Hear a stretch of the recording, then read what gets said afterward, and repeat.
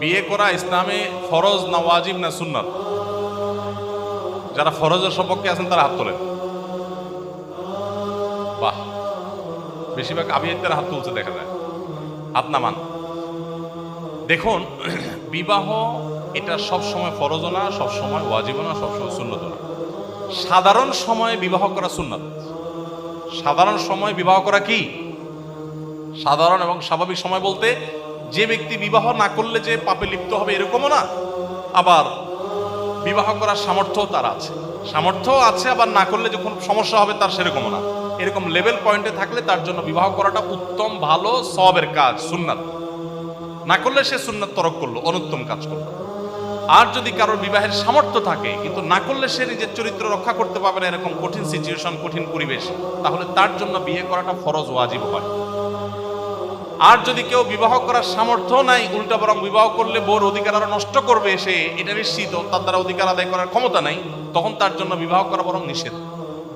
তাহলে এটা ভ্যারি করে ব্যক্তির অবস্থার উপরে। সবসময় বিয়ে ফরজও না, সবসময় সুন্নত না, সবসময় নিষেধও না। তবে সাধারণ অবস্থায় বিবাহ উত্তম কাজ। কেউ যদি বিবাহ না করে শুধু ইবাদতবন্দি করে থাকতে চায় তাহলে সেটা তার জন্য জায়েজ আছে, কিন্তু উত্তম না। উত্তম হলো বিবাহ করে থাকাটা।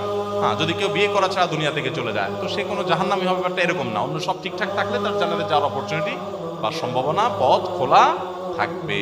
তবে ইসলাম বৈরাগ্যতার কথা বলে না। ইসলামে কোনো বৈরাগ্যতার অবকাশ নেই। সমস্ত ধর্মে দেখবেন পুরোহিততন্ত্র, বৈরাগ্যবাদ, এগুলার অবকাশ আছে। এবং দেখবেন যে বিভিন্ন উপাসনালয়, অন্য ধর্মের উপাসনালয় কিছু মানুষ পড়ে থাকে, তাদের সংসার নাই, ধর্ম নাই, ময়লা আবর্জনা। ইসলাম পরিষ্কারভাবে এটাকে ডিনাই করেছে। নবী সাল্লাল্লাহু আলাইহি সাল্লাম তার সাহাবীদেরকে পরিষ্কার বলেছেন, আমি বিবাহ করেছি, আমি ঘুমাই, আমি খাই, আমি রোজা রাখি, আবার আনন্দ করি, ঈদ করি।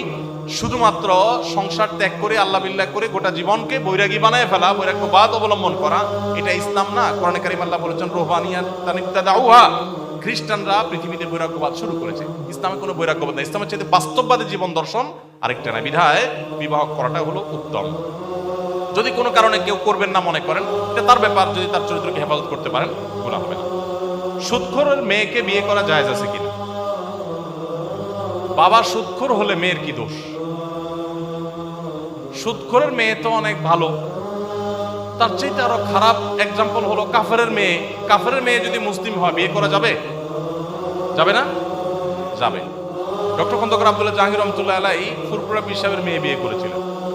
তো যারা পীর মুরিদি দেখতে পারেন না, বা আপনার পীর সাহেবের মেয়ে বিয়ে করার পরে যাদের অনেক বেশি গুরুতর আপত্তি ছিল, এরকম কেউ একজন প্রশ্ন করেছে ওনাকে। আমার কাছে উনি নিজে সরাসরি একবার বলেছেন, বললেন যে স্যার, আপনি এত ভালো ভালো কথা বলেন, কোরআন হাদিসের কথা বলেন, আপনি এটা পীরের মেয়ে বিয়ে করলেন কেমনে? তো স্যার বললেন যে ভাই, কোরআন হাদিসে কোথাও পীরের মেয়ে বিয়ে করা যাবে না, এটা যদি আমি জানতাম তো অবশ্যই করতাম না। এখন আপনি দেখা দিলে আমি বাদ দিয়ে দিই। তখন স্যার প্রসঙ্গত বললেন যে দেখেন, রাসূল আকরাম সাল্লাল্লাহু আলাইহি সাল্লাম আবু সুফিয়ান যখন অমুসলিম তখন তার মেয়ে বিয়ে করছেন, আর আমি পীরের মেয়ে বিয়ে করছি।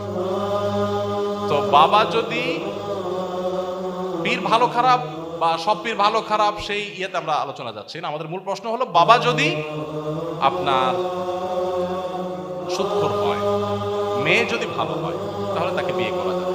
এখনকার যুগে মেয়েকে দেখে যতটা বিয়ে করে ছেলেরা, তার চেয়ে বাপকে বেশি দেখে।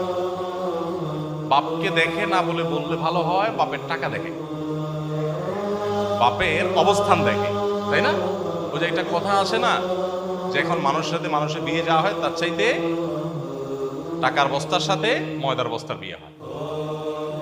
এক পক্ষ খোঁজে ময়দার বস্তা, আরেক পক্ষ খোঁজে টাকার বস্তা। এক পক্ষ খোঁজে রূপ লাবণ্য, আরেক পক্ষ খোঁজে শুধু টাকা পয়সা। নবী সাল্লাল্লাহু আলাইহি সাল্লাম বিয়ে কি দেখে করার জন্য বলেছেন? ফাসফার বিজাতিদ দ্বীন, তুমি যে মেয়েটাকে বিয়ে করবে ওর ধার্মিকতা দেখো, ওর বাপ কি করছে এটা তো তোমার বিষয় না, বিষয় হলো এই মেয়েটা কেমন। এখন আমাদের অনেকেরই চিন্তা হলো যে দুধ মেয়ে জাতা হোক, বাপের টাকা চাই, ছেলে জাতা হোক, সরকারি চাকরি চাই। এই কারণে আমাদের সংসারগুলোতে শান্তি হচ্ছে। আমার ছোট ভাই পালিয়ে একা বিবাহ করেছে, উভয় পরিবারে জানে না, এবং যেখানে থাকে তার আশপাশে কেউ জানে না শরীয়তে দেশে কেমন। বিয়েটা কি ভালো কাজ না খারাপ কাজ? তো পালাপালি তো মানুষ চুরি করলে করে, কি বলেন? পলাপলি করে, মানুষ লুকোচুরি করে ভালো কাজে না খারাপ কাজে? বাপের বেটা যদি হয় তাহলে বিয়ে তো করতে হবে বুক ফুলে। এখানে চুরি করাকরি করবে কেন? চুরি করাকরি করে তো লক্ষণ ভালো না।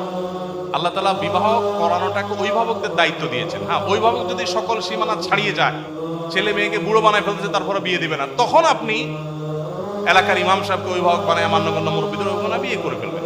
কিন্তু আপনার আজকাল পোলাপান এই যেমনি সেমনি যারে তারে ভালো লাগছে এই তারি নারি করতে করতে তার হাত ধরে চলে গেছে এবং এই পালাপালি করে, এগুলো উচিত না। এগুলো অবশ্যই শরিয়ার যে নীতিমালা তার খেলাফ। কিন্তু এভাবে বিয়ের অন্যান্য শর্তগুলো পাওয়া গেলে বিয়ে হতে পারে, বাট মেয়েদের ক্ষেত্রে অভিভাবকের সম্মতিকে অনেক ওলামা একরাম আবশ্যক বলেছেন, নাহলে বিয়েই হবে না। হানাফি মাযহাব বলেন যদিও হয়ে যাবে, অন্যান্য ওলামা একরাম অনেকে নিষেধ করেছেন। অভিভাবকদের মাধ্যমে বিয়ে সম্পাদন করাটাই হলো অধিকতর উত্তম। যত কষ্ট হোক সবর করা উচিত, তাদেরকে বোঝানো উচিত। বাচ্চার জন্মের পর বাচ্চার কানে আজান দেওয়া কতটুকু জরুরি, কতক্ষণ সময়ের মধ্যে আজান দেওয়া উচিত? বর্তমানে বেশিরভাগ বাচ্চা ক্লিনিক বা হাসপাতালে জন্মগ্রহণ করে, সেক্ষেত্রে 90% বাচ্চা আজান থেকে বঞ্চিত হয়। ক্লিনিক কর্তৃপক্ষ সবাইকে বিষয়টি নিয়ে সচেতন করতে আমাদের করণীয় জানতে চাই। বাচ্চার জন্মের পর তার ডান কানে আজান দেওয়া মানে কানে হাত দিয়ে একেবারে চিৎকার করে মুয়াজ্জিনের মতো আজান দিবেন না, কিন্তু বাচ্চার কান নষ্ট হয়ে যেতে পারে। কানে আজান দেওয়া মুস্তাহাব, হাদিসে আসছে, সাহাবীরা অনেকে করতেন। নবী সাল্লাল্লাহু আলাইহি সাল্লামের দিকেও কোন কোন হাদিস সম্বন্ধ করা আছে, তিরমিজি দাউদে হাদিস আছে। ডান কানে আজানের বাক্যগুলো আর বাম কানে একামতের বাক্যগুলো বলাটা ভালো। জীবনের শুরুতে তাওহীদের বাণী তার কানে দিয়ে দেওয়া, এটা উত্তম। কিন্তু কোনো কারণে কেউ না করতে পারলে কোনো অসুবিধা নেই। এখন কথা হলো যে সময়সীমা কতটুকু? সময়সীমা হলো জন্মের পরপর যত তাড়াতাড়ি সম্ভব। অনেক ওলামা একরাম সৌদি আরবের বিন বাজ রাহমাতুল্লাহ আলাইহি 7ম দিনের কথা বলেছেন। তার মানে আপনি সে পর্যন্ত অপশন নিতে পারেন। এরপরে বাচ্চা যদি একবারে ডাগর বুড়া হয়ে যায় তখন তার দরকার নেই। ছোট থাকতে যত আগে দেওয়া যায় তত ভালো, তবে জন্মের পরপর দেওয়ার কথা ওলামা একরাম বলেছেন। এরপর অনেকদিন হয়ে গেলে এরপরে এটা আর সেই গুরুত্ব থাকে না। তবে কোনো কারণে মিস হলে কোনো অসুবিধা